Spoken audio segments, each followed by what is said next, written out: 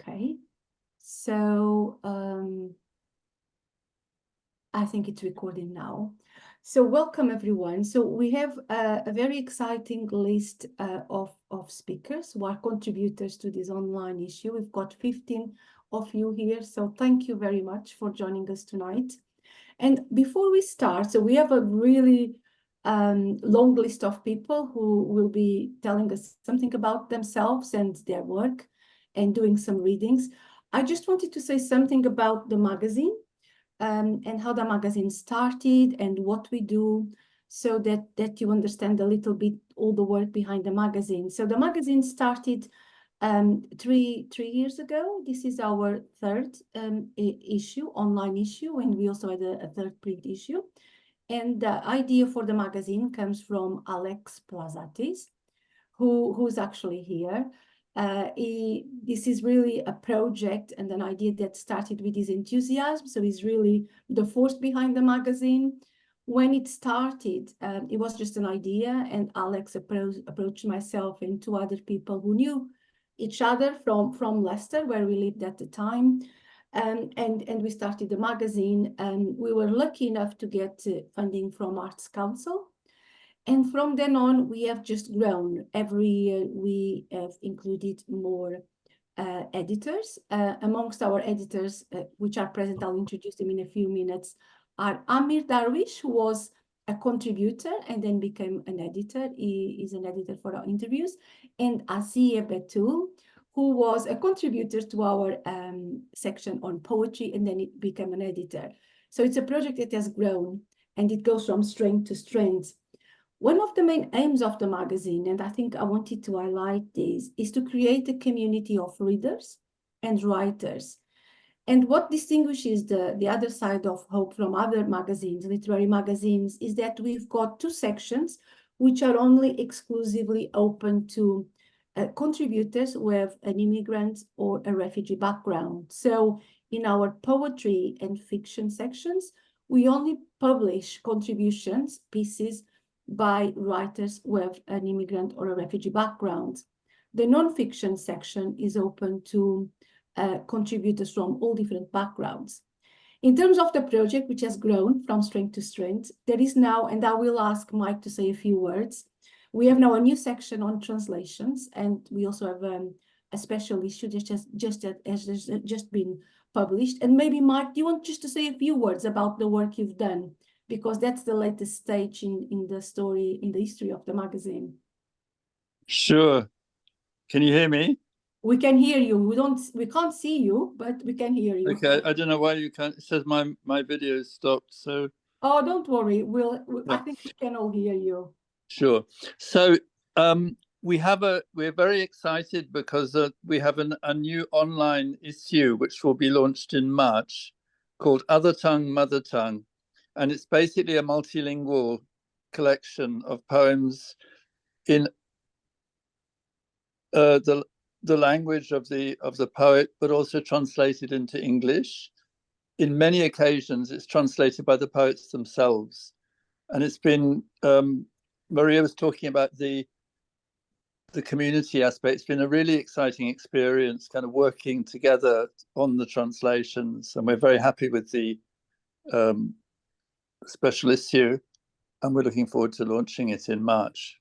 So that's probably, you can find the details of it on the Other Tongue, the Other Side of Hope website.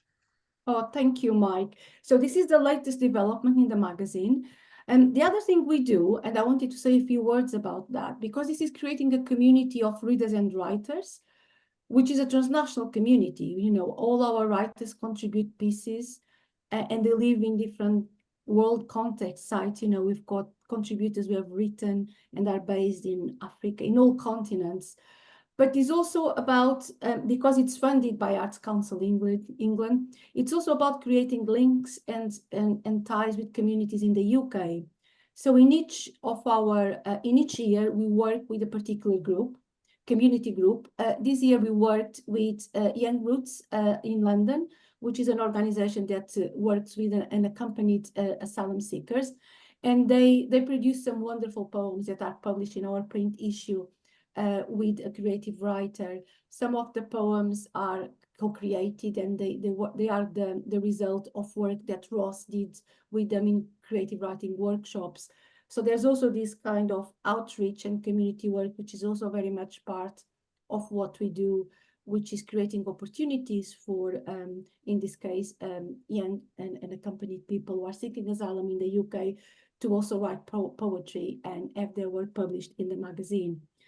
Just to finish, I don't want to take too long because I know we have a wonderful list of people who are going to do readings and contribute.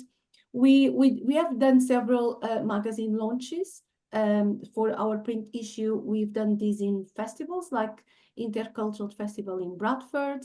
We have hosted some launches at the universities, like the University of Leeds, where I work in the UK, but also the University of Northampton, where Amir is based. And we have a big launch in London at the London Migration Festival, and also several other launches. I can't remember all of them, but we also try to engage with potential communities and writers at universities and festivals by organizing these launches and having conversations face-to-face with people. So with no further ado, I'm not, I'm just doing the introductions, and I just want to introduce Amir. Amir works with me in the magazine, and Asiye, and they are going to do the introductions of the speakers.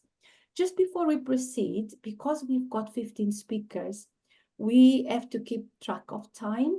So I'm sure you will be aware you've got 4 minutes. So we would ask you to please try to stick to your 4 minutes so that there is enough time for everyone to say a few words, to read.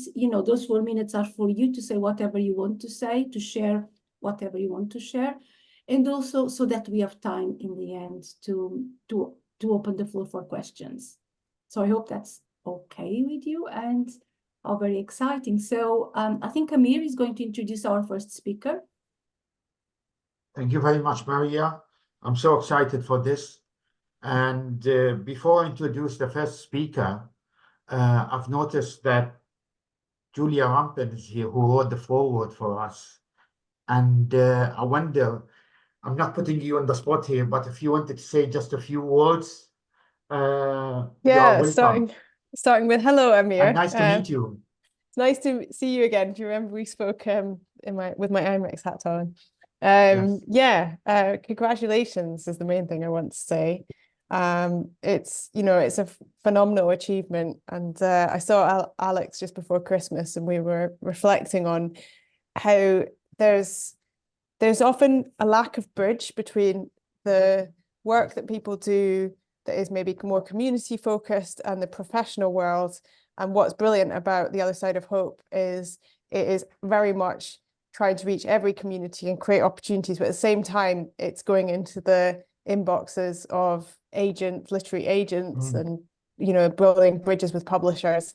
And it's absolutely fantastic to have something. I know it's hard, it must be incredibly hard to say no to people, but as a result you've created a real quality literary magazine, which I actually was holding today, and I went into organisation in Scotland called Open Book, and just put it down and was like, you should have a look at this. It's it's the most exciting thing happening in literary magazines right now. So congratulations, everyone. And also just, in my day job, I work at IMIX, which is a charity where we work with refugees and migrants to share their stories. And too often these stories are written by journalists who actually don't have experience of the issues. So it's brilliant to see people picking up the pen and writing it so much more creatively and imaginatively, and not being defined by a narrow set of editors' expectations.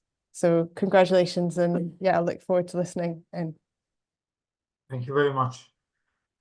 Yeah, so thanks for that. And we'll start with our first contributor today. And I think I've noticed the name is here, Alexandra Magearu. Am I right to think you are with us, Alexandra? Hi, yes, I'm here. Alexandra Magearu, yes. Magearu, yeah, excuse my pronunciation. I come from a different region. So Alexandra Magearu is a writer, literary scholar, and visual artist. Born and raised in Romania, she now lives in Cleveland, Ohio, USA, where she teaches in the English department at Case Western Reserve University. Please, the floor is yours. Thank you, Amir, and thank you, everyone. It's really an honor to be published in The Other Side of Hope alongside so many talented authors of refugee and immigrant background. It's a wonderful magazine, and today I will read the first 3 paragraphs of my short story, 30 Days of Oranges, which was published in the issue. And just a little bit of context, the story is really about, it's trying to reimagine the world my mom inhabited when she was in college. And this was the late 1980s in Romania. It was a very difficult period under late communism of austerity measures, because at the time, the communist leader was trying to pay the debts of the country to the IMF.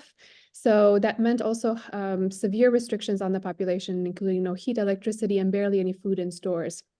And so this first section of this short story is trying to capture a little bit of that atmosphere, those times. So here it is, 30 Days of Oranges. Dusk sweeps over the winding streets of the university quarter as the high rises bend in the light and cast gray shadows on the ground. With the changing of the sky, there is an increased sense of awareness as the men and women in the line know that they have become even more vulnerable and dependent on each other. The line is a confusion of heavy winter coats, mink fur hats, and raffia shopping bags, all wrapped around the building of the grocery store and simmering with the imminent conflict of togetherness. With a quiver, each body turns into breath, which turns into vapor and rises to join a collective cloud. The cloud vibrates soundlessly. It is made of the exhale of living beings, the spores of the mulberry trees, dry dust, and the rancid stench of the river. At the entrance of the grocery store, bolted with a rusted chain and padlock, a faded advertisement looms over the frozen crowd. Quote, "No meal should be served without a nutritious plate of fish," end of quote. The black and white photograph below the slogan displays a dull mackerel fish spread over a mess of vegetables, its lifeless mouth wide open, adding insult to injury. As I assume the last spot in the line, I wonder whether it is worth risking hypothermia. Besides, if I were to feel sick, it is uncertain whether anyone would muster enough goodwill to take me to the hospital and leave their place in the line. Everything has become doubtful these days. The consistency of heating and electricity, the presence of fresh bread at the bakery, the kindness of strangers. The man in front of me is sinking into his oversized sheepskin coat, with his face partially exposed to the cold and only the top of his head visible.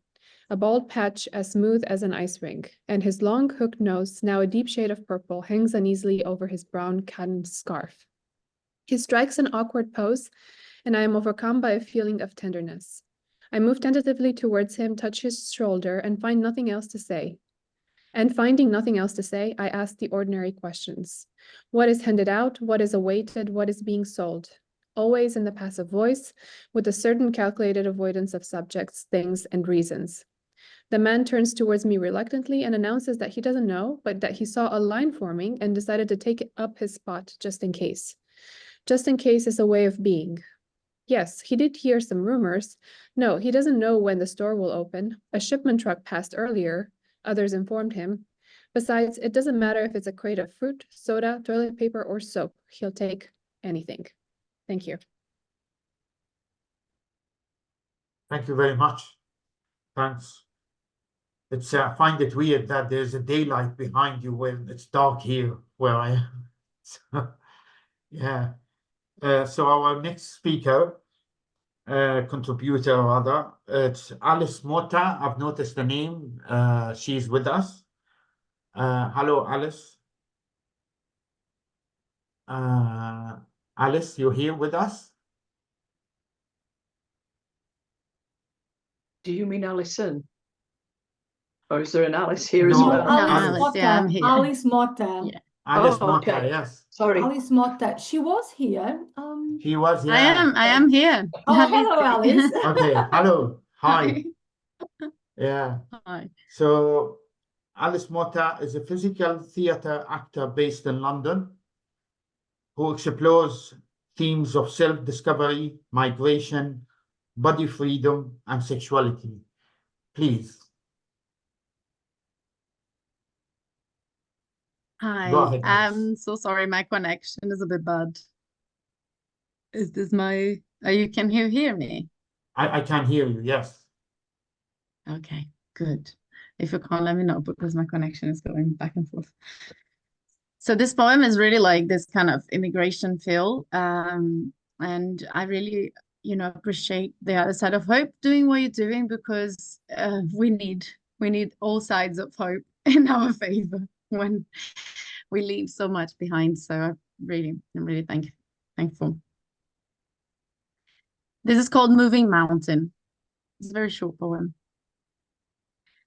I thought I had roots and many heavy rocks that would never let me go, that the lack of water and the dryness of the sun would keep me at bay. But I looked inside and saw my rivers overflow below the skin of earth, deep underneath the soil. They flood and freely flow in many directions, so I too can go. Wherever I decide to root, I will find the food. I've got the light. I project my shadow. I will be whole. Thank you. Thank you very much. Thanks. So now we come to you, Alison. I think Amir, just a quick second, yes. because well, it's just an idea because Alice only used about a minute. I just was wondering, and we've got time, whether she wanted to say something about herself and her interest in poetry, since she has 4 minutes. Yes, true. Yes, because you only use like a minute, really. I'm looking at the time. So maybe you want just to tell us something about you and your interest in poetry. And yeah, I'm gonna use this minute then because my connection now is good. This is a poem that I wrote a long time ago, and luckily I kept it. And the thing is, what happened to me, I've been writing for, I don't know, maybe 20 years, but last year I lost my phone with the last 3 years of writing in it. And it was so painful, as you all can imagine, but also it was a very big wake-up call because I had published in Brazil. I was already like in anthologies there, but I think I was needing a little bit of a push in the UK to believe like I could do it. And after losing so many of my works, I was like, the only way I can not lose them is by publishing. So I started like sending everywhere. And then I won this competition of the Mental Health Awareness Week, and Poets Stadium website published me, and then you guys took me, and I'm like, oh, okay, I can do this. And then I got in an anthology book as well. So I am just, very inspired by this horrible thing that happened in my life. And I hope I can, I'm sure you all are already doing so well because you're all here. But I just want to breathe more of your, courage. So thank you so much. Okay, that's wonderful. Thank you, Alice. Amir, over to you. Sorry, because I'm keeping up the time. I just want to make sure we can hear more of people. That's fine. Yeah, that's all right. No, it's okay. So we've got Alison Hramiak. Alison, you with us? Yes. Alison is a part-time poet and part-time teacher, educator, living and working in Yorkshire. She has written poems from an early age and has been published in several forward poetry and anthologies. Please, go ahead, Alison. Thank you. It's the name's weird. The H is silent. My father-in-law was Ukrainian, so it is difficult. No, it's okay. I don't even mind anorak when people can't quite do it.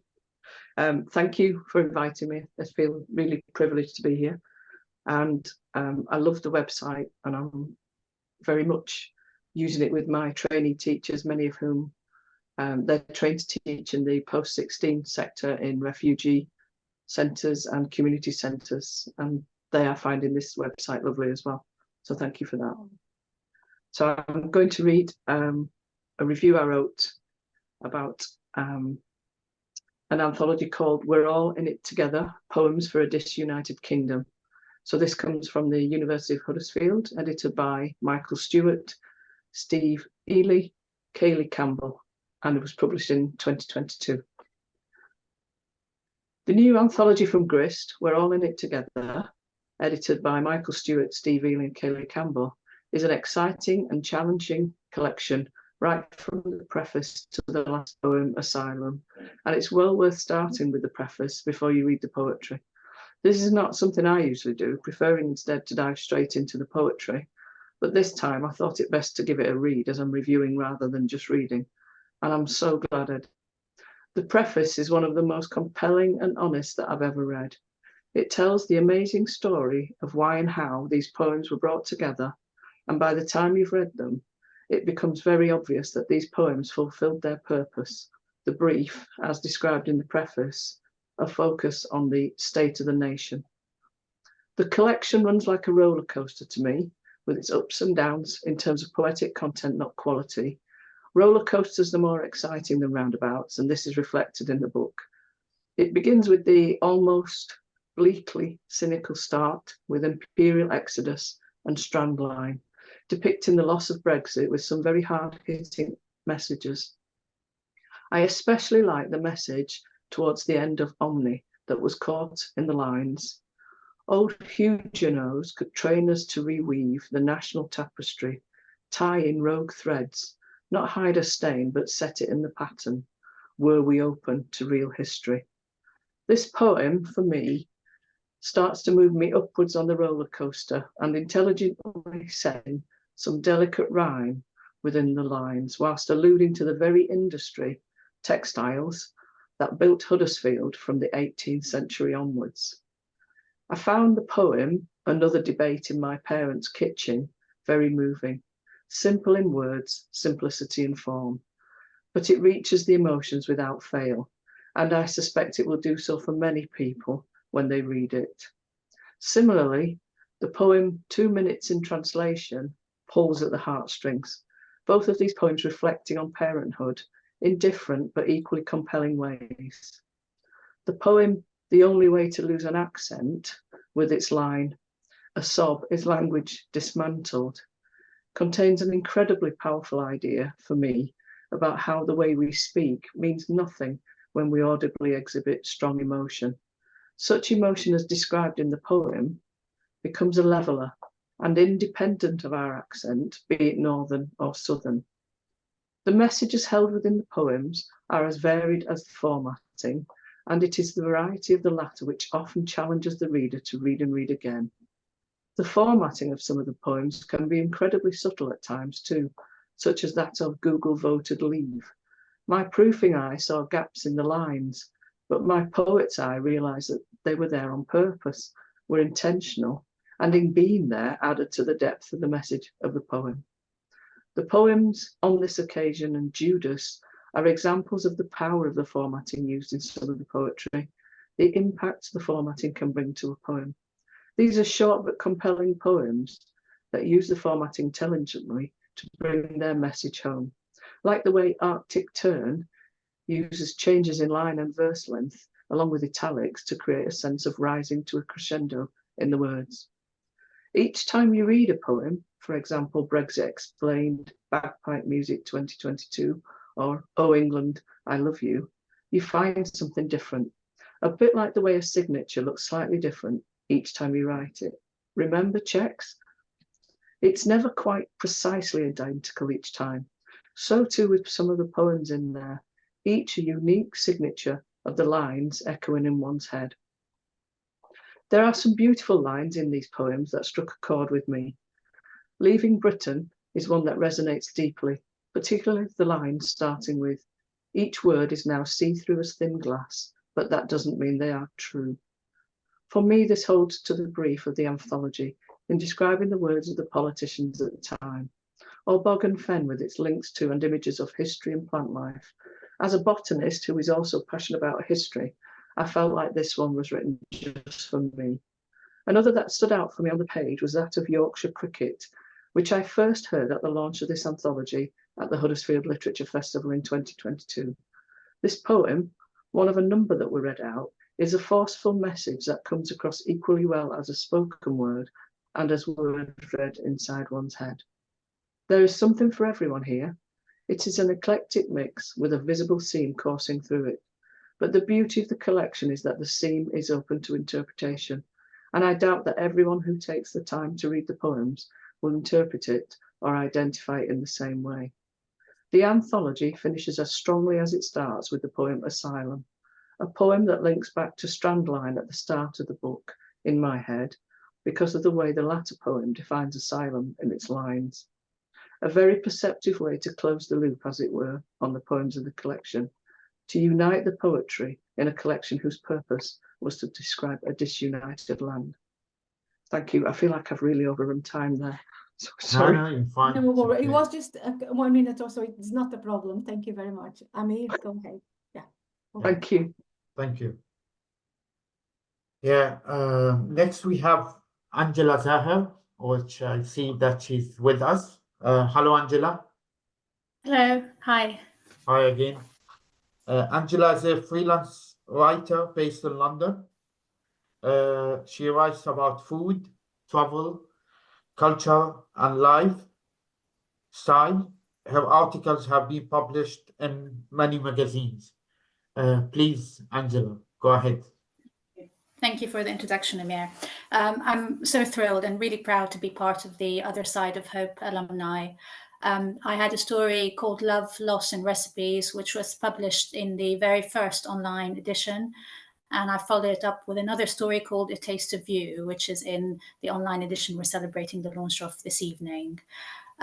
For this reading, I've chosen to read a short extract from the first story, from Love, Loss and Recipes. It's really in view of the situation that's going on in Palestine now. I felt it would be, it would resonate with many. It's about a little girl who was born in Beirut, just like I was, but she loses her eyesight in a bomb blast and then ends up immigrating to the UK with her family. At the age of 12, I found myself becoming the main chef at home. My mother would come home exhausted after being on her feet all day. My father helped me find things in the kitchen and supervised my chopping and use of the oven. It was in those moments that we talked in a way we never had before, and I found out so much about his early life. He told me stories of growing up in Palestine, tending to his father's orange grove. I could imagine him running around the trees, hiding behind the shed, cheekily trying to evade work. He told me how his family were evicted in 1948 and how the image of his father walking around the orange trees, saying goodbye to each one, brought tears to his eyes each time he recalled it. We became really close during that time over dinner preparations. In Lebanon, my father was hardly ever there, always busy with work or when at home entertaining friends. But here, for those few precious hours each afternoon, he was all mine. He told me about his parents and what his mother loved to cook for her family. I listened with all my heart.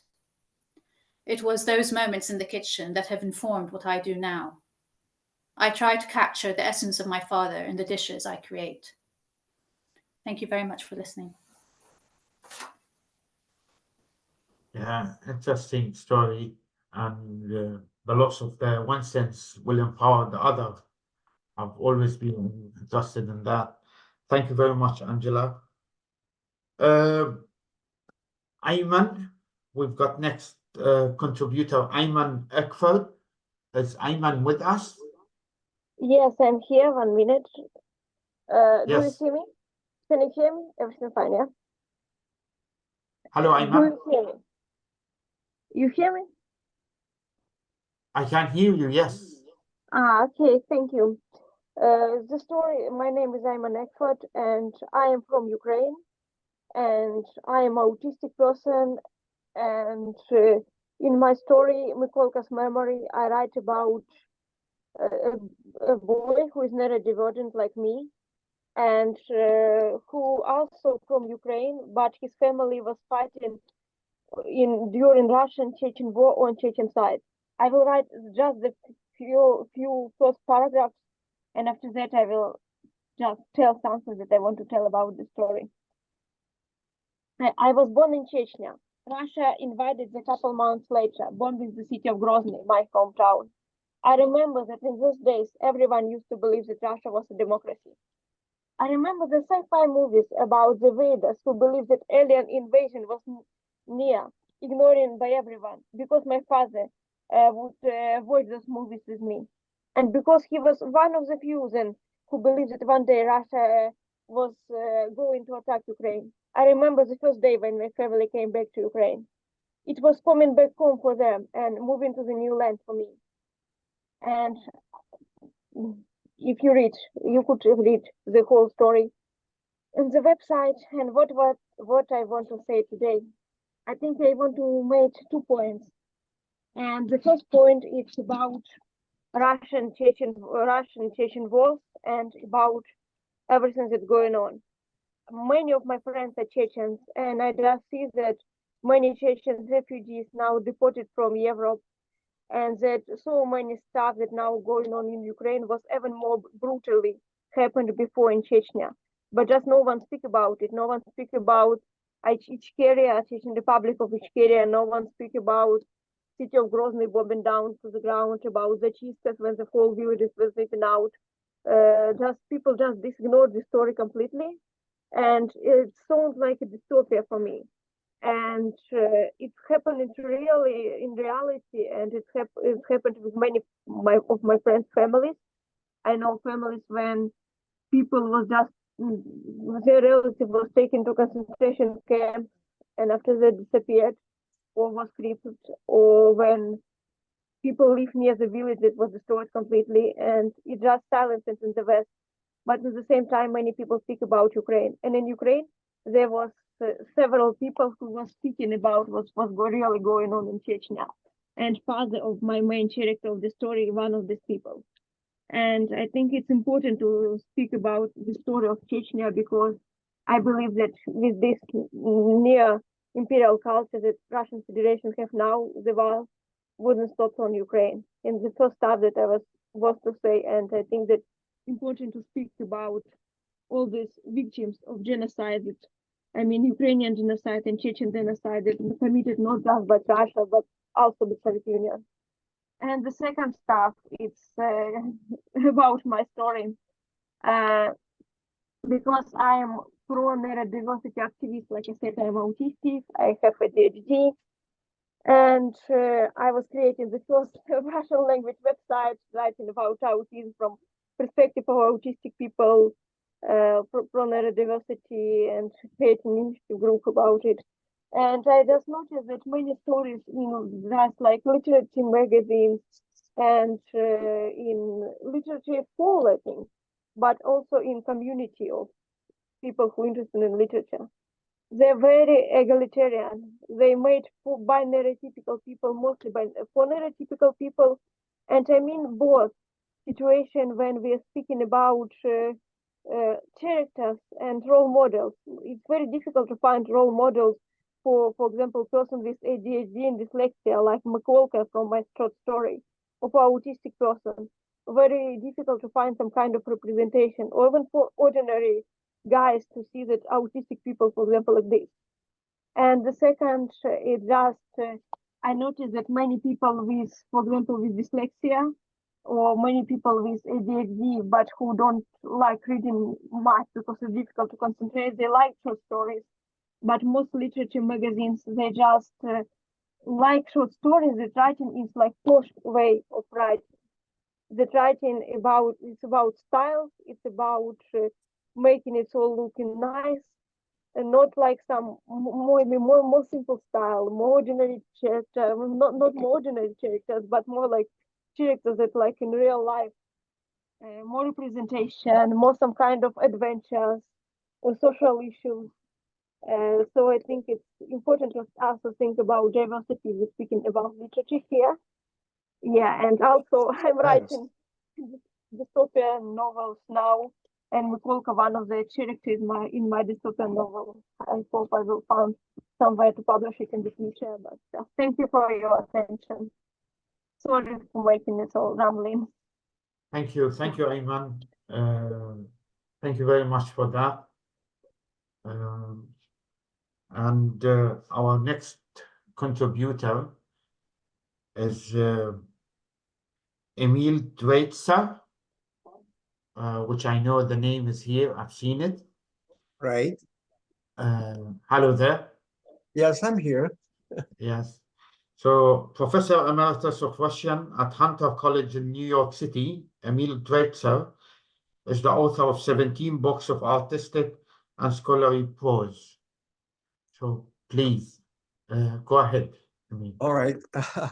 Actually, my story is goes back to 1952, the year when Stalin was still alive. We're talking about Russia as the Soviet Union, as the empire. And my story it's non-fiction story about somebody who I knew personally. And what that meant to get higher education at that time, if you're a member of, if you're a person of non-indigenous nationality. That means if you're not Russian, tough luck. You have to not that easily to get higher into the institution of higher education at that time. So Stalin was still alive, as I said, and amid waves of anti-Semitic campaigns accusing this person of, there was a euphemism for Jews, it's called persons of non-indigenous nationality. They were accused of all mortal sins. It was more difficult at that time for that kind of person to obtain higher education than for the biblical rich to enter heaven. A camel, even a larger creature like an elephant, had a better chance of crawling through the eye of the needle, as the Bible has it, than did a Jewish applicant to get into college of his choice at that time. It was but one of the many heads of the Hydra of the Soviet regime, guided by these secret instructions. Don't let them Jews in. Few dared to grapple with this Hydra in mortal combat. One of those stubborn ones was my countryman, Boris Berkhovsky. We both came from the glorious city of Odessa, at that time Ukraine. At that time, Odessa was part of Ukrainian Republic, which is part of the Soviet Union. So it was a high toll to seek justice at the time. In our city, the city in my time and back in my childhood, my youth, I grew up in Odessa, was that it was an unofficial capital of humor in the Soviet Union. All the jokes were kind of initiated there. It was a city of many cultures, people of many cultures, especially from around the Black Sea. There were, besides Russian, Ukrainians, Jews, there were Armenians, Georgians, Greeks, Turks, and so on and so forth. So, but we all we have in common is a sense of humor. So if somebody would want to say something about futility to seek justice, they would say, okay, in Odessa we call, go ahead, complain to Moscow, to the central laundry. Of course, that's clearly understand. So my whole nonfiction story describes how this particular young man at that time wanted to finally get education, got into Odessa University. Of course, the story is already posted on the website and so on, be published. I would just wanted to explain what kind of a talent this young man had, because having immigrated to America 20 years later, after already he won the battle with the Hydra, he eventually grew into one of the world's foremost authorities in computer information. He taught at Princeton University and worked on the staff of the most prestigious scientific centers in America, IBM and Bell Labs. They conferred on him many awards and distinctions, including Millennium Prize and the Medal for the Excellence in Computer Science. The European Academy of Science decorated him with the Blaise Pascal Medal and elected him as a vice president in 2004. One year, Boris Verkhovsky headed the commission for the nomination of Nobel Prize in his field. We must agree, it is not too shabby an achievement for a representative of non-ingenious nationality. Thank you. Thank you very much. Well done. That's really interesting, and alongside the background as well. Thank you. So our next contributor, I've also seen the name here. It's Hanna Komar. Hello, Hanna. Hello, hello, Hi, thank you. Hi. Yeah. So Hanna Komar is a poet, translator, writer. She has recently published the bilingual poetry collection, Report, in Belarusian and in English. Please go ahead. Thank you all for reading your texts. It's always so amazing. I get very inspired. Yeah, so I'm from Belarus, and I'll just quickly explain the background of the poem. In 2020, we had a protest, or an uprising as I call it, against the dictatorship and falsification of the elections, and we failed the uprising. And there is, as a result, well, I now live in London because I can't go back home, and also because we failed in the revolution, then Belarus has been used as a launch pad at the war to attack Ukraine by Russia. And so all those tensions kind of gathered together in the poem, which is called Letters. Sunflower is Ukrainian, wrote Clarice Lispector, whose parents moved to Brazil from the pogroms in Ukraine in the 1920s. Who I am reading on a plane taking me to one of the few countries I don't need a visa. Was the sunflower that I played with as a child in my grandmother's vegetable garden in a town to the west of Belarus Ukrainian too? And whose are the borders? The air in the pores of the soil, inside a worm that travels across the border, without permission, unnoticed, not defined by the color of a passport, by the color. What color is a failed uprising? I want to be the soil inside the worm crossing the border. The air in its pores smuggled without a passport, without the color of my passport checked for humanity, without humiliation of the failed uprising participant. Where do you come from? Where do you come back from? When will you come back from where you are from? Are you from, out, out of? Are you a pronoun, preposition, noun, a space, a dash, a comma, a sunflower at the border? A worm cut in two by the spade digging a grave. I swallowed the streets of Minsk, the sunsets over the roofs, reflections in the windows, the shudder of.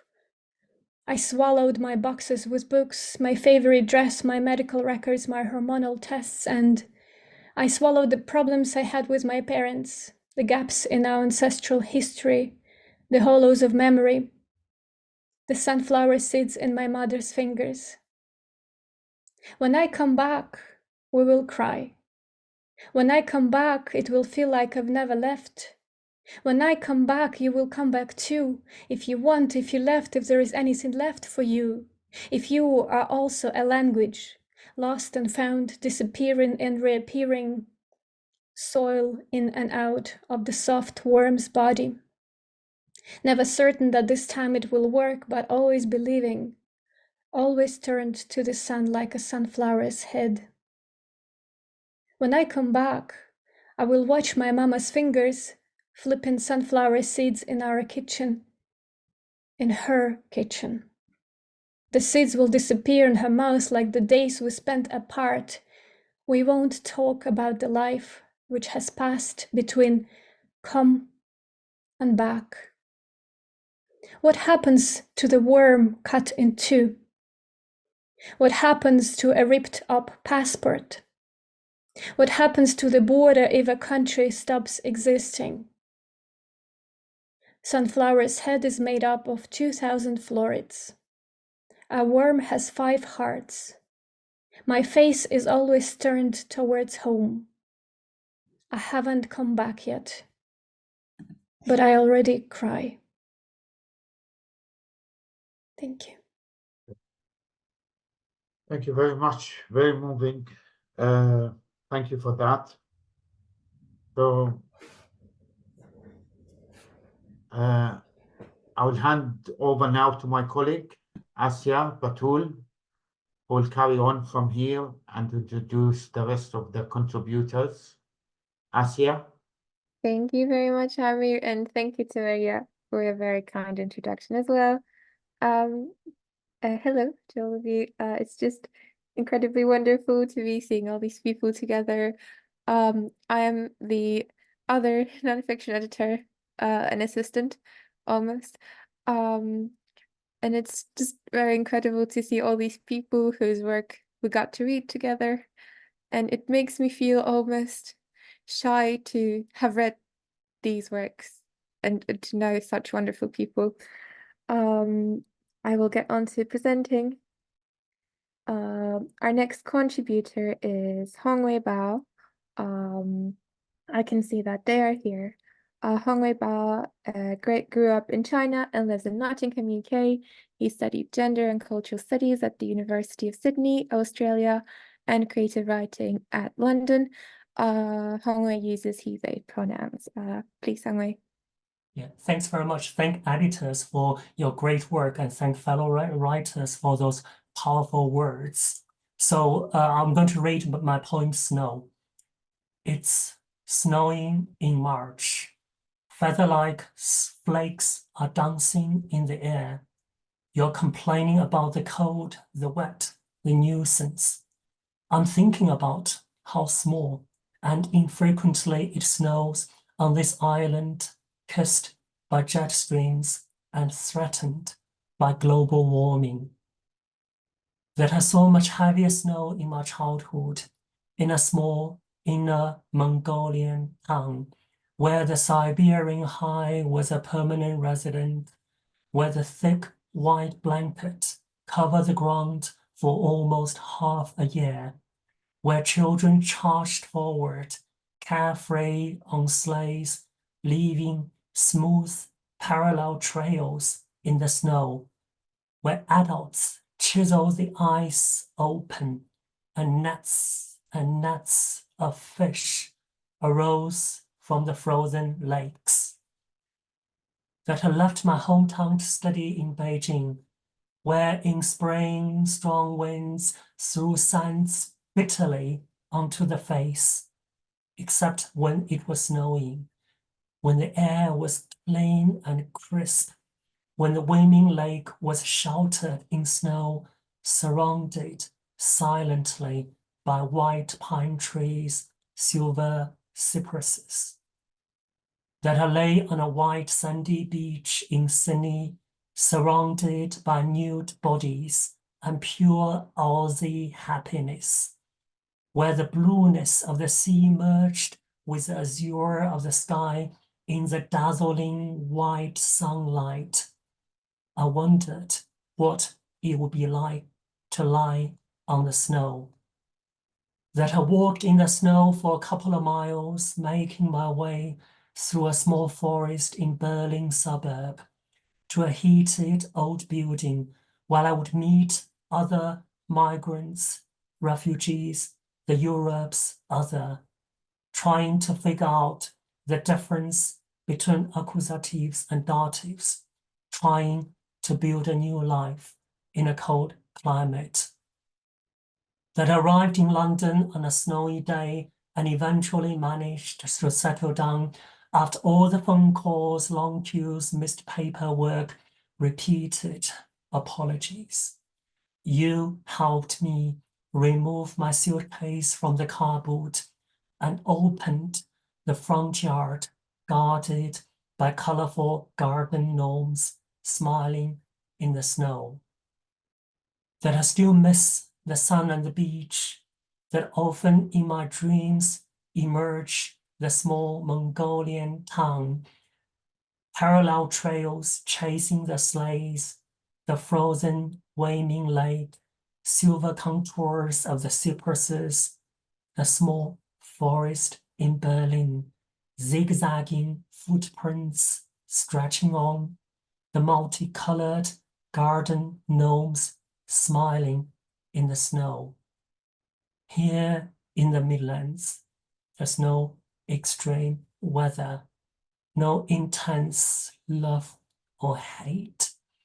Quietly, we grow old, just like the silent fall of the snowflakes, dancing in the air and melting before they land.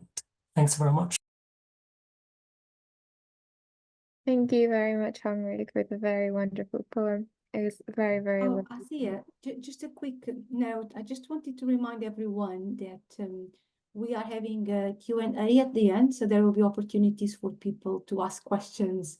We're trying to give everyone opportunity to talk, and then we want to have that space for people to ask questions. So I just wanted to remind that. Okay, go ahead. Thank you. Thank you very much, Maria, and thank you, Hongwei, again. Our next contributor is Maria Rybakova. I just want to check if Maria is here. Hello, Maria. Maria Rybakova has lived in Russia, Germany, United States, China, Thailand, Romania, Albania, and is currently based in Kazakhstan, where she teaches literature at Nazarbayev University. Hello, Maria. Please go ahead. Hi. Thank you so much.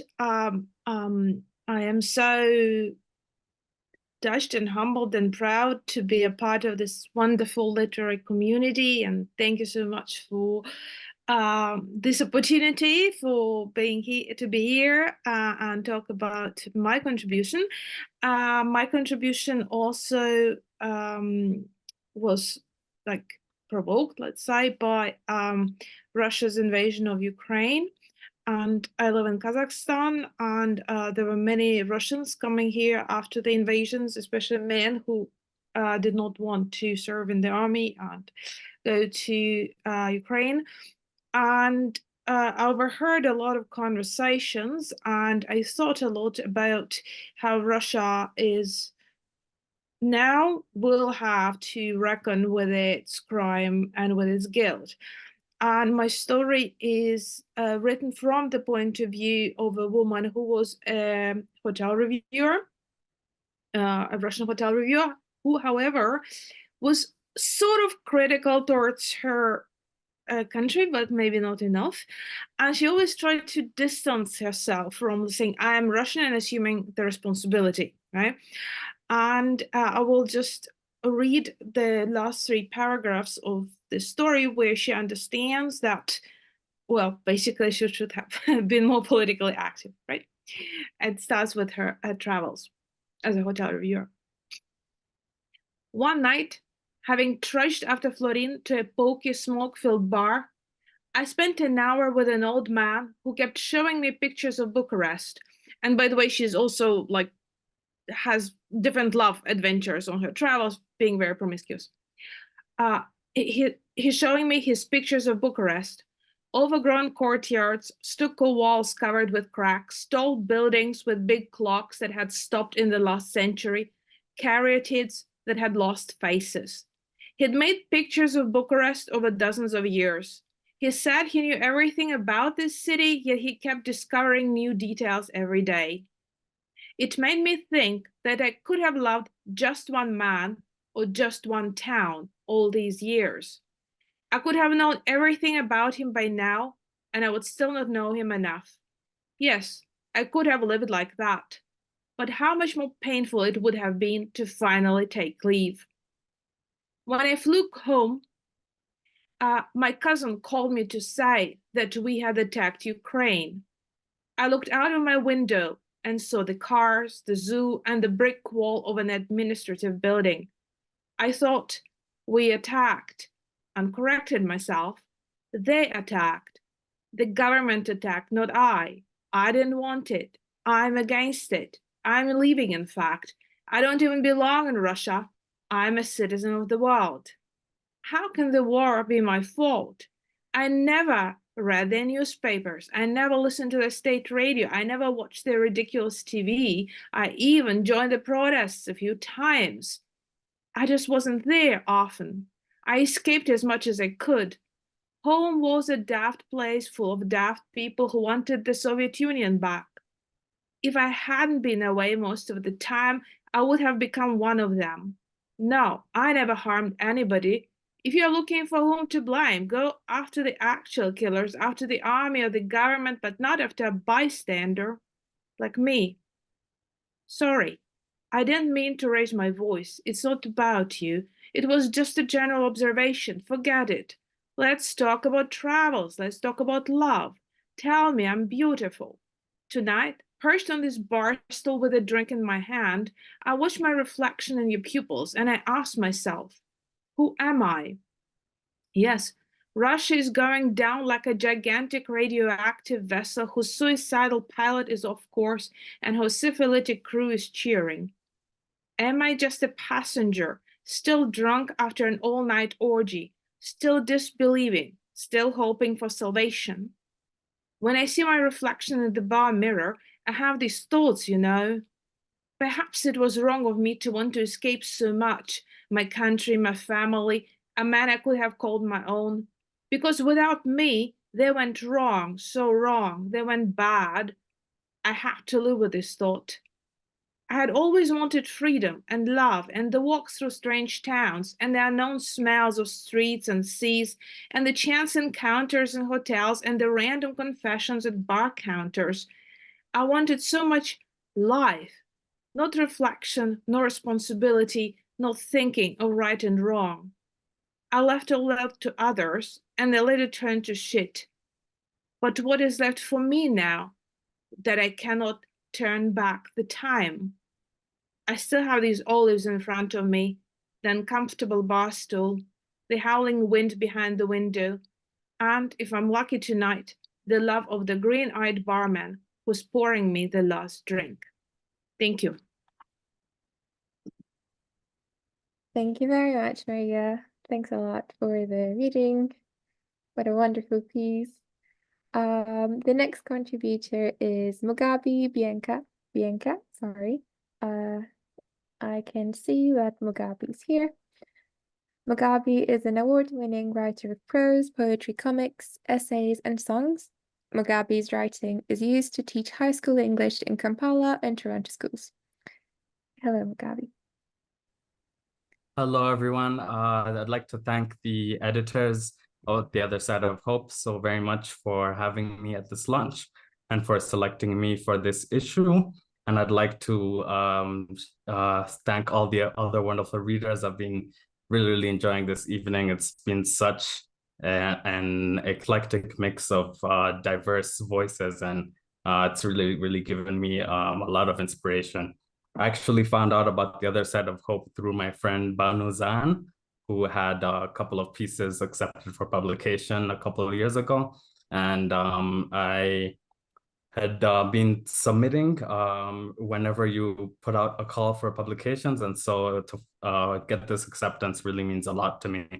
The poem that I'll be reading is titled Kampala to Kansas, and it details my experiences moving from my native Kampala, Uganda, to Lawrence, Kansas in the USA, where I received a full tuition scholarship for my bachelor's, but also received an education in American racism and all the isms. So this is Kampala to Kansas.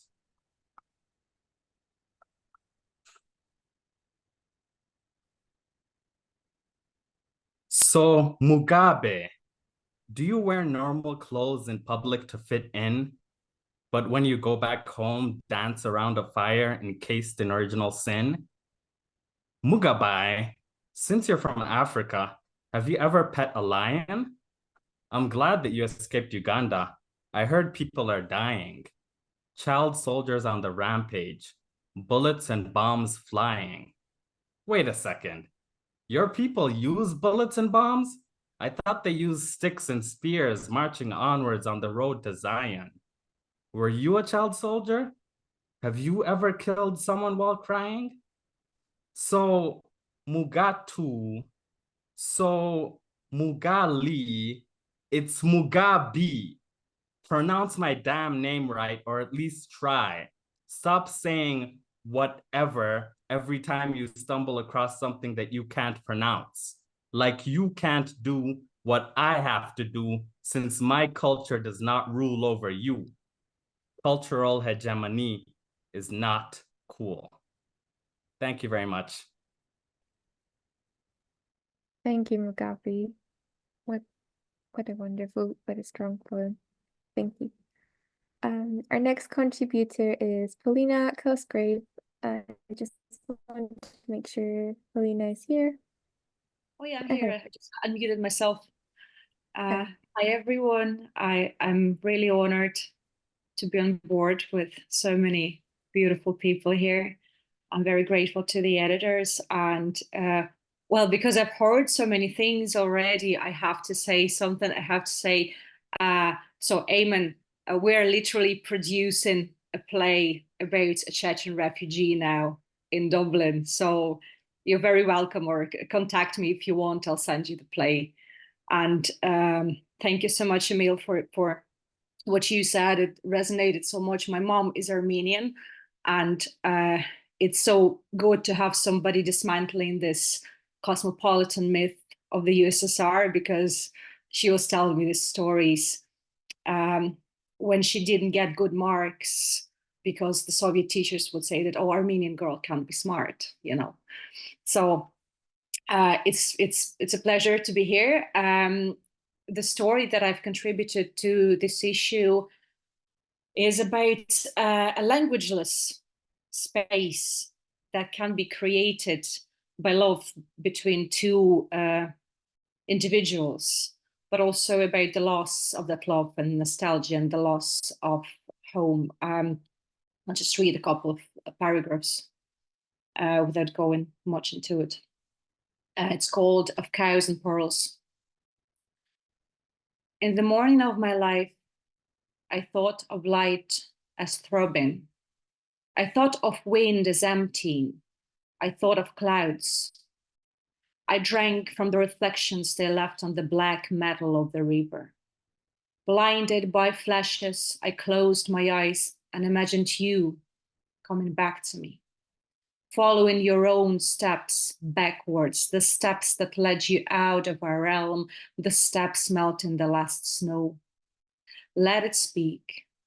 Let it speak to the clouds, the whiteness of your voice traveling the air to get to my ear and down my spine to the loins, the spilled milk of your words. Joy of my mind. I used to see you in every cloud, every sun-pierced cloud I placed on my chest. They burned my lungs away. Thank you. Thank you very much, Polina. The next contributor online is Rovshan Karimov. Rovshan, is Rovshan here?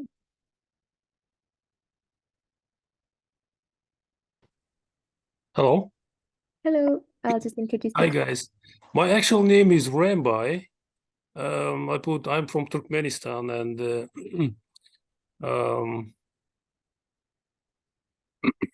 Many apologies. I just no, picked up it's okay. It's okay. I don't Oh. mind to be called Rovshan. It's my kind of pen name. I didn't want to put it there, my actual name, because my country is very can retaliate my family. So I didn't. Turkmenistan is I mean, it's a beautiful country, but the government there is very, very bad. It's like a North Korea at the moment, and I'm a minority there. So if you guys don't mind, I'm not gonna read my story. It's a very weird story, but it's actually a story that happened to me. It's called How I Become White. I will just tell you what's it about.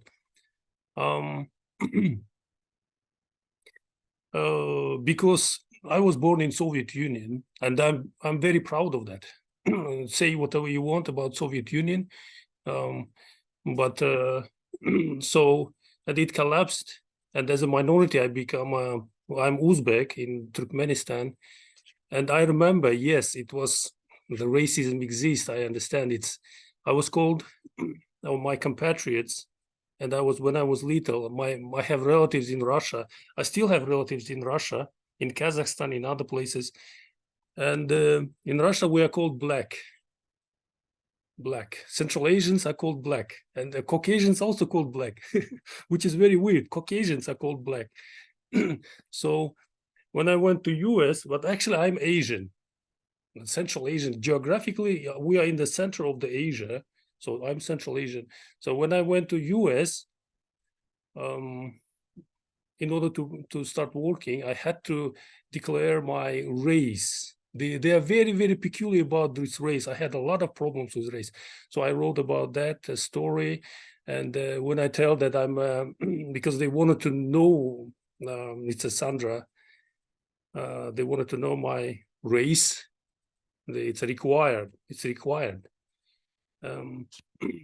So at the end, she decided, and that I'm white. So, anyways, that's a story about back in my country. I'm as Uzbek. We have a passport. In the passport, it's written Uzbek. In Soviet Union, it actually was also written. If you are Jewish, for example, it's written there Jew. If you are Armenian, it's written there. Not. It doesn't. It's written. The ethnicity is written there. But in Turkmenistan, I know in most of the countries they get rid of that, but in my country it's still there. So just to add, while I'm still do I have a couple of minutes? 1 minute? I really enjoyed reading the other stuff, and I was very astonished the way that the quality of the writings of lots of prose, at least. I'm not agree with poetry, because poetry is hard. I don't understand modern poetry, but prose was very, very high quality. I was very impressed. And thank you for everyone. Thank you, Rainbai. Yours was one of my favorite stories while we were doing the editing. I think Maria would agree as well. It was such a great piece, as all the other stories in the issue are, of course. Thanks very much again. Thank you. Our next contributor and speaker is the poet Zaher Mankarian. Zaher is the principal of St. Gregory Hovsepian School. He was born in Beirut, Lebanon, to an Armenian family. Is Zaher here?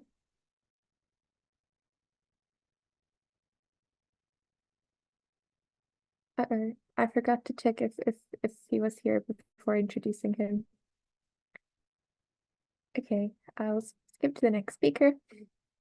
Our next contributor is Sophia Kaur. Is Sophia here?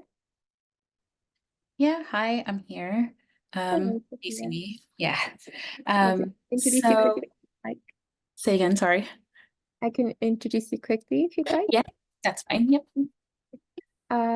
Sophia, as you can see, is a queer neurodivergency researcher and writer whose work focuses on decoloniality through the prism of security, silence, and trauma. They're currently working a PhD student. They're currently a PhD student at the University of Glasgow. Oh wow, that's where I go as well. And hold 2 masters, one in social work and the other in international relations. Please, Sophia. Thank you. I just want to say first, like, I'm really happy to be here. So it's really a pleasure to be here with you all. My poem is called Nowhere and Everywhere. And hopefully the very quick context to this is I'm diasporic. Maybe you can tell from my accent that I probably sound American. I'm from New York. And my parents are from Punjab. And they fled the Sikh genocide in 1984. And there's still like an ongoing, I guess, struggle when it comes to that.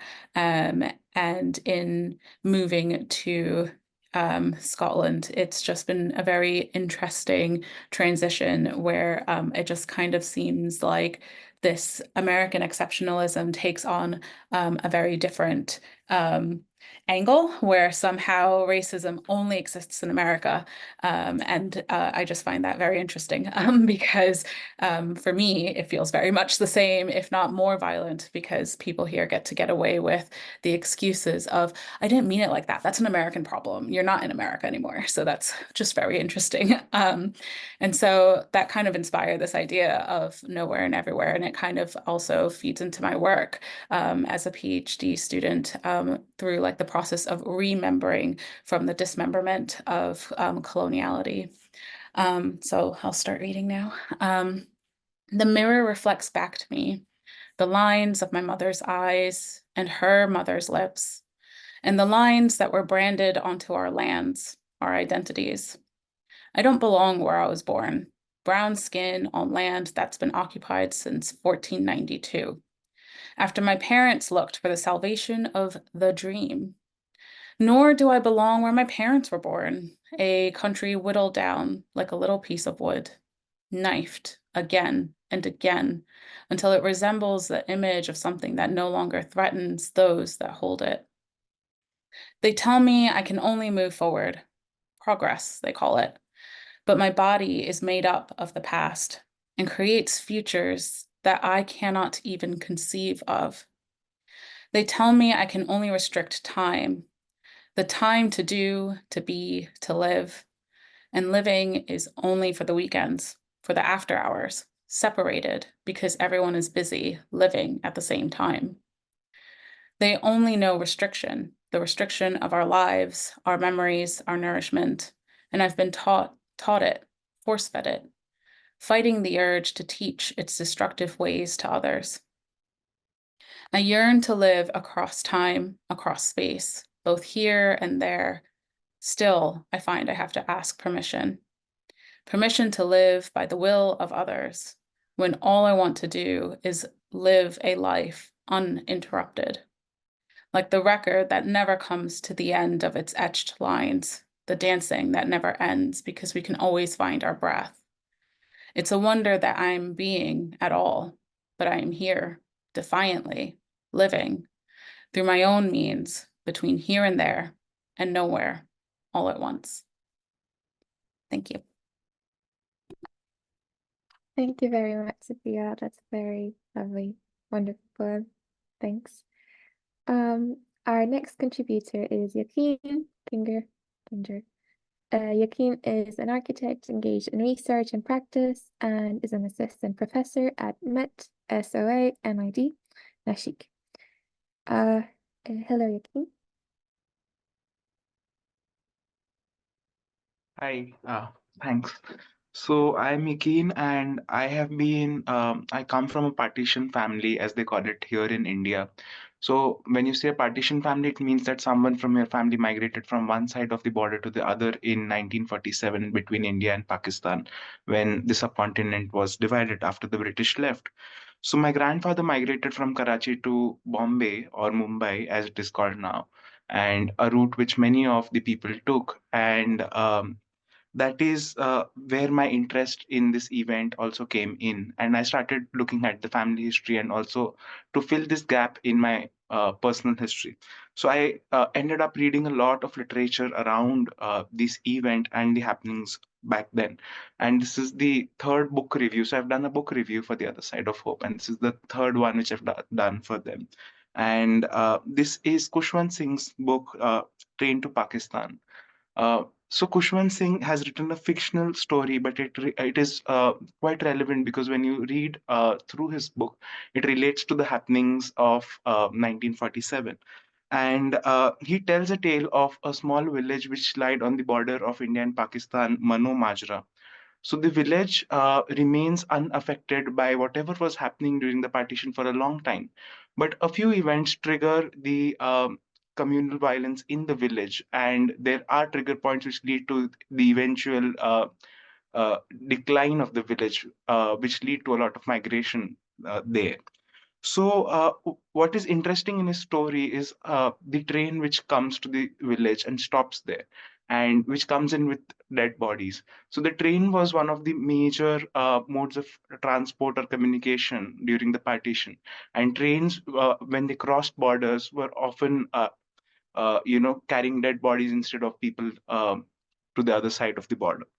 So, this eventually tells a tale of how in 1947 there were stories of violence, there was a lot of disharmony, but also there were stories of resilience. And this is where Khushwant Singh's book is important because his story ends at a very hopeful note. So he also explains how lines which were drawn on the map led to the divisions in the hearts of the people. And he says that not many people slept in Mano Majra when it was about to get partitioned. They went from house to house, talking, crying, swearing love and friendship, assuring each other that this would soon be over. Life, they said, would be as it always had been. But this was not to be the case. Uh, but his story ends at a note where it is hopeful for the future and it is very resilient in its conclusion. So, yeah, thank you. Thank you very much, Yakin. We are officially done with the contributors, but I'll call on Shahi again, in case Shahi is here.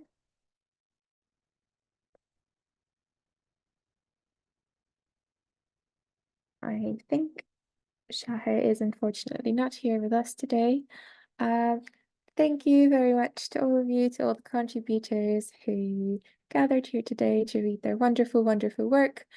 Thank you very much for contributing to this wonderful magazine. Thank you very much for offering it to the magazine, for the magazine to be a home to it.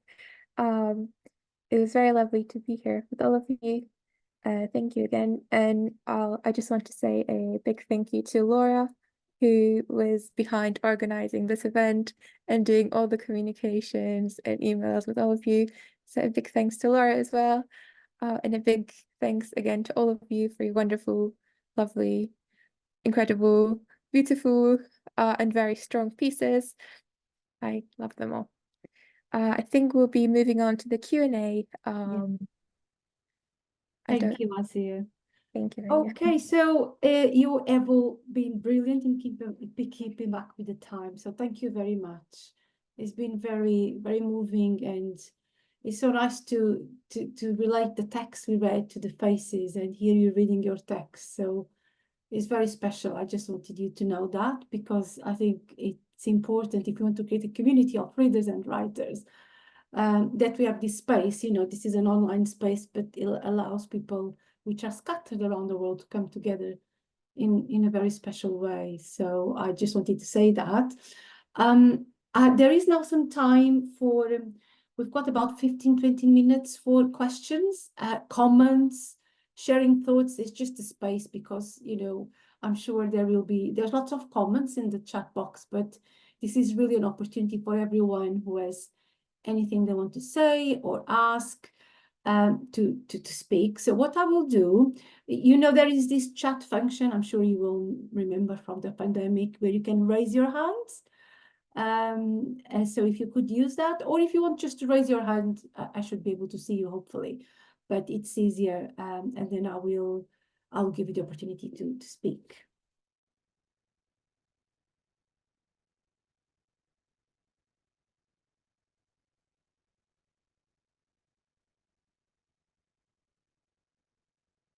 Oh, Teresa.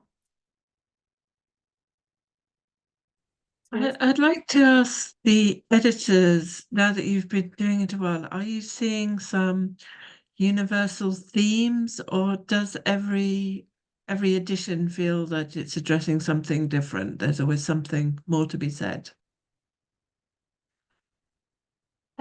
So I can say something. I think it's a really interesting question, Triz, and then maybe Asiye and Amir want to say something about that. So I would say, interestingly, I think a lot of the contributions and the readings tonight speak to current events. So that's definitely something that I think is more prominent this year. I think in the past, and obviously, you know, I'm more familiar with reading because we do receive a lot of submissions. I'm much more familiar with what is submitted to the nonfiction. I thought there were lots of pieces which were more about memoirs, and I think there's more about contemporary events and people responding to how contemporary events and wars have impacted on them and inspired particular pieces of creative writing. So that's my take on that. I don't know, Asiye? And maybe Alex. Alex is here, is the founding editor. I know he has a poor connection. Maybe Alex wants to say something, but maybe Asiye wants to say something. Yeah, I'll go first. A common theme that I see a lot is definitely belonging. I think a lot of writers will write about belonging, and it's definitely a very perennial, shared human thing that we have, you know, belonging. And also a lot of people do write about their journeys of immigration. And as someone who, you know, had to cross waters as borders, it's always very emotional to read. But I would say that's a common theme. And I think also like borders and water crossings and migration journeys do relate a lot to the current world and the current world problems and our understanding of, you know, borders and a nation's sovereignty. Then again, which is very, very related to colonialism, race, stuff like that. But I do see it all in a way. Yeah. Does Amir want to say anything? Yeah, I think I agree with my both colleagues, Maria and Asiye. I'm only the reviews and the interviews editor, but I read the other pieces for pleasure. And the theme of belonging, home, and exile, which has been always there for immigrants and refugees, it's happening and it's appearing and it reappears again and again. That's the big three rivers kind of thing I've noticed. Yeah. Thank you, Teresa, for this question. Thank you. Any more questions, comments, thoughts? Anything a contributor wants to ask another contributor? Yes, maybe me. Yeah? Yeah. I just would like to have two questions. Maybe first, of course, I want to thank everyone for sharing the poems and stories and personal experience. And first, I want to ask, maybe we could somehow be in touch, because some of us, I am sure some of us, are writing something. I mean, for example, I'm writing the cycle of the dystopian books. And maybe we could, for example, could share some ideas about finding a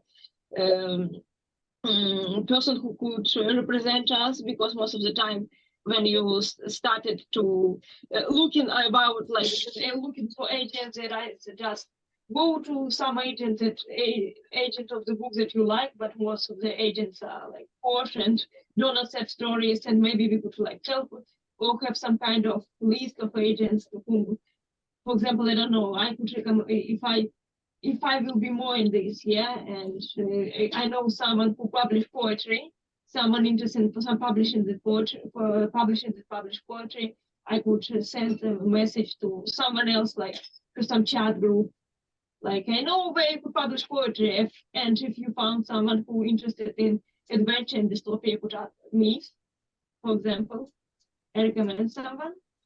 it's first, and second, I was thinking about maybe in the future, maybe idea for someone, because I don't know, I don't love full energy for that, for doing it for me by myself, but to creating some kind of really ordinary, like magazine or websites with stories, basically again about migration, refugee experience, stuff like this, discrimination, racism, but not just serious stuff.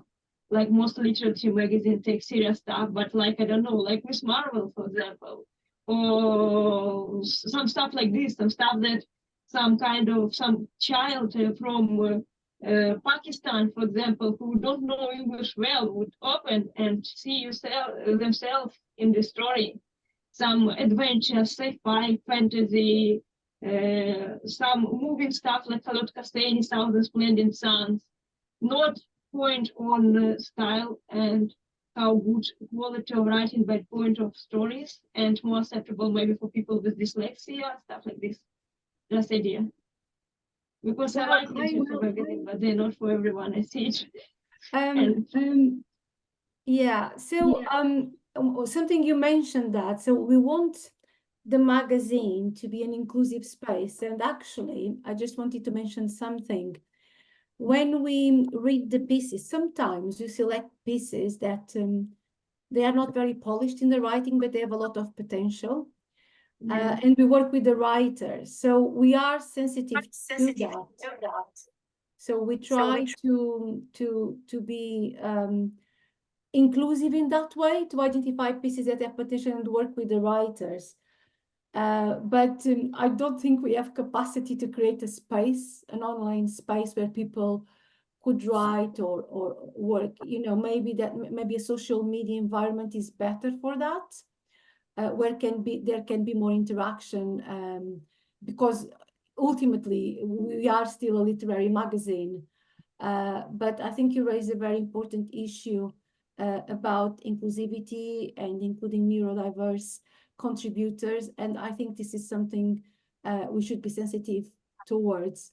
We do have in the website, I think it's I don't know what's the icon, but where we share news and opportunities. So I think if people keep an eye on that, you will have an idea of the kind of activities we do. And I think we also advertise and promote, although I don't deal so much with that side of things, events and opportunities.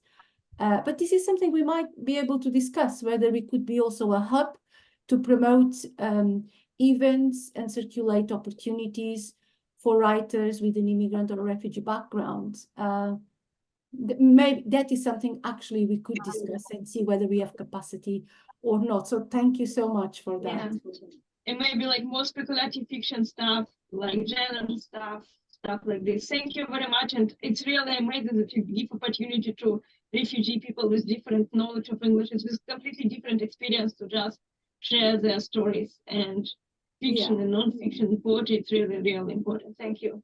Thank you. And also, I just wanted to say the work Mike is doing with the mother tongue, which is about publishing and translating poems in many different languages, and sometimes having poets translating their own poems into English.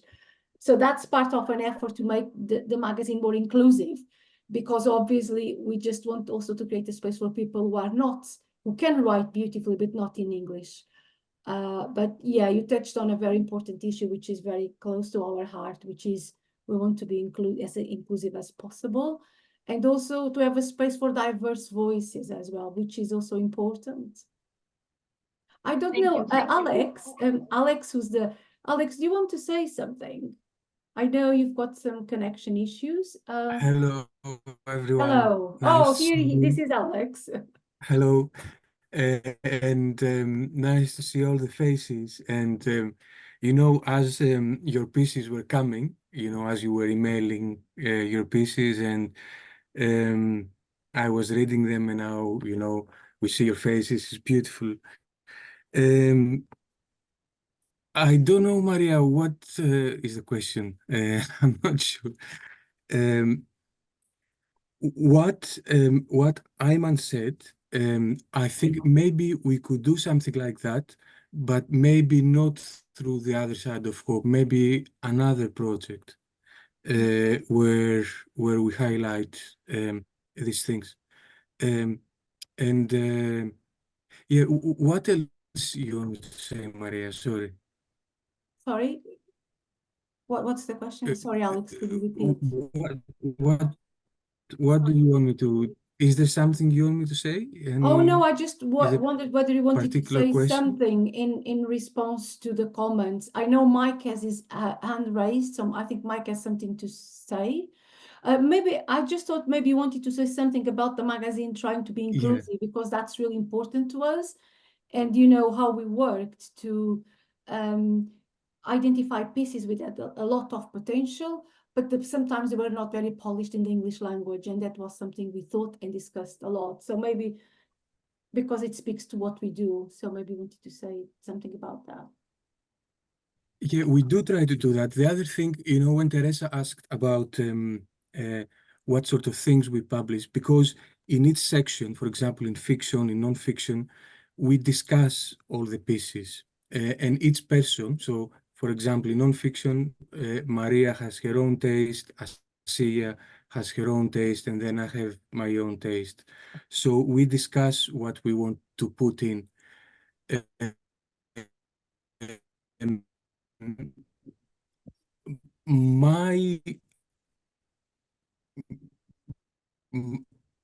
My view is that I sort of know what people want to read. I know more or less who our readers are, and I know what they expect from us and what they want. Oh, Alex, I think we lost you due to poor connection. But I personally, I don't necessarily want to give them what they want. Sorry. Yeah, okay. It's a bit more clear now if you wanted to finish. Let's move on to Okay. Mike. Yeah, the connection is not No, great. my connection is bad. Yeah, I think Mike, yeah. Mike, do you want to comment, please? I just wanted to say one thing. We would love to receive, we hope to have another cycle of multilingual poetry for other tongue, mother tongue. We would love contributions from all of your languages. And it's very interesting to find that the languages people choose to write in, because sometimes it's surprising. We've had many surprises, if you like, in the process of editing. So we would love to see contributions in any of your languages. Thank you, Mike. Any more questions, comments? I think we still have a few minutes. Can I ask a question? Sorry. You said you guys have a lot of substitutions? Oh, no. Submissions? Submissions, yes. Yeah. Being a contributor already, will it increase my chance if I submit a new piece of stuff? Will it increase or decrease my chances? Would you be more happy to have more new authors, or just wondering? Well, to be honest, we judge pieces. We published some authors that have submitted twice. It's on the quality of the pieces, and because we are a wider team of editors, and we discuss and we respond differently. It doesn't matter if you submitted last year and you submit another piece, and we think it fits with the magazine, and we enjoy it. We will, you know, it doesn't mean that you published last year, so we can't include you this year. That's not how it works. We judge the submissions on what is submitted. It doesn't matter who is it from. Of course, we want diversity as well and different voices, but ultimately, is what people submit.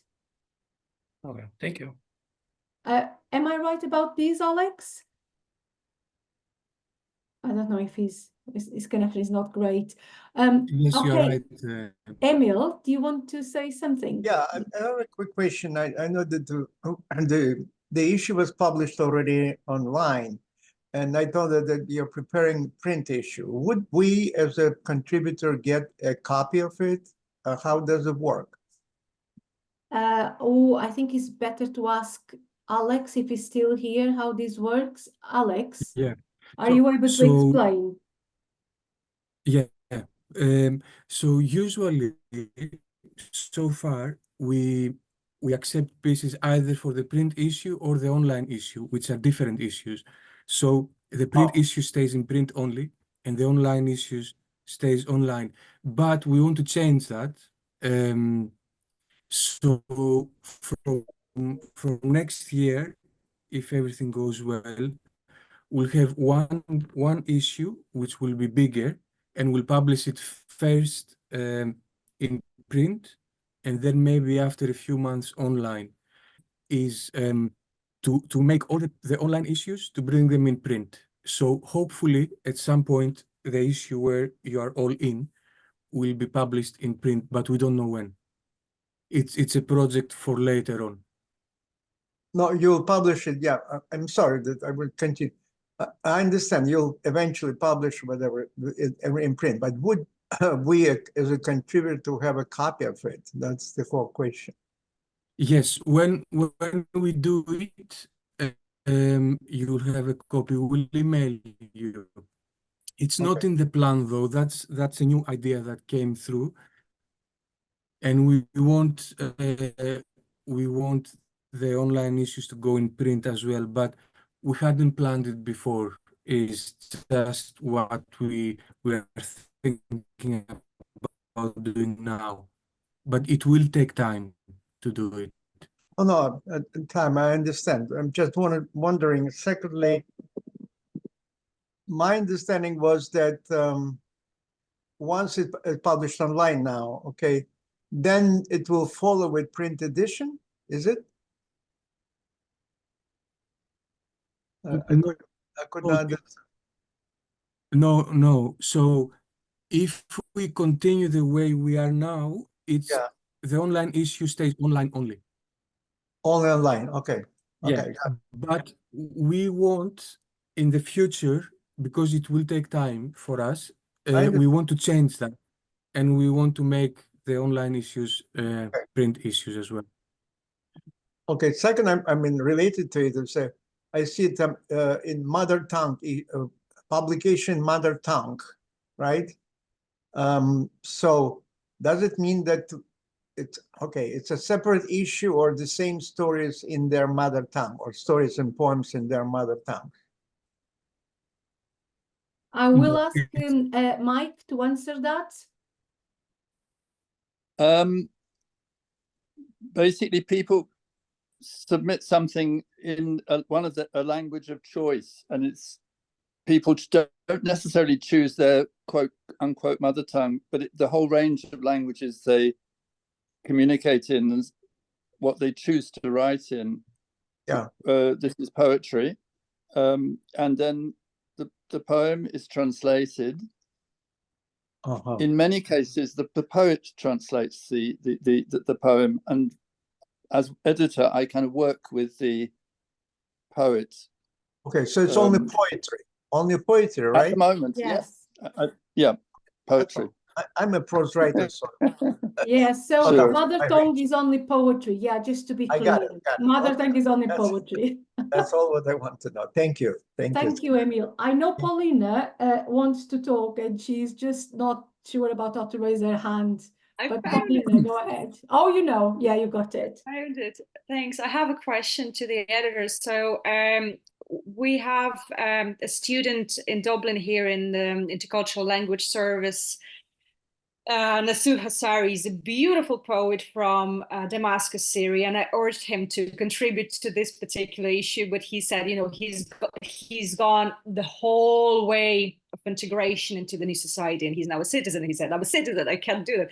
But we really want to try to publish his poetry now, because it's very timely and very, plus it's bilingual.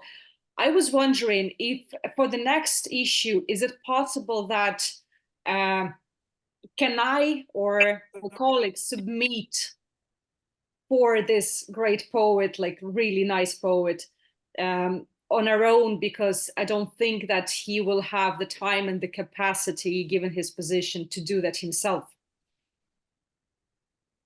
Alex, I'll let you answer that.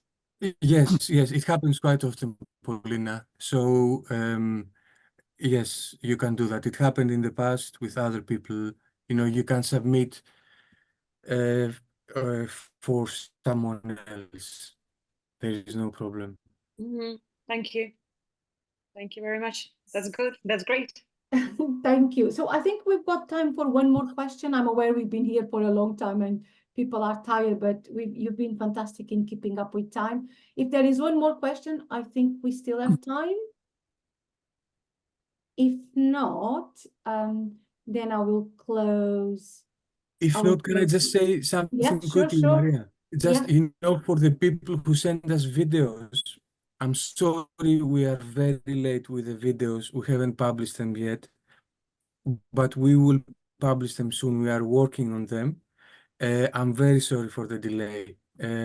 Hopefully in 3 weeks.